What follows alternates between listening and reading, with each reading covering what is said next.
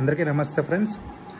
మనకు అందుతున్న సమాచారం ప్రకారం ప్రస్తుత ఆంధ్రప్రదేశ్ డీజీపీ రాజేంద్ర రెడ్డి గారిని ఎన్నికల విధుల నుంచి డిస్మిస్ చేస్తూ ఎలక్షన్ కమిషన్ ఉత్తర్వులు జారీ చేసిందండి ఒక 10 నిమిషాల క్రితం. తదుపరి డీజీపీగా ద్వారకా తిరుమలరావు గారిని ఎన్నిక చేయొచ్చు అని చెప్పేసి మనకు అందుతున్న విశ్వసనీయ వర్గ సమాచారం. ఇది ఒక గొప్ప సంకేతంగా భావించవచ్చు.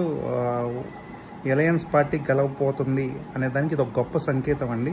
గత 2 వారాల నుంచి చంద్రబాబు నాయుడు గారు ఎన్నో ఫిర్యాదులు అందించారు ఏపీ డీజీపీ మీద. ఆయన చేస్తున్న విధానాల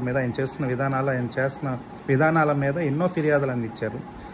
ఈరోజు ఎలక్షన్ స్పందిస్తూ ఆయన డిస్మిస్ చేస్తుందండి. ఇది మనం గొప్ప విజయంగా భావించవచ్చు.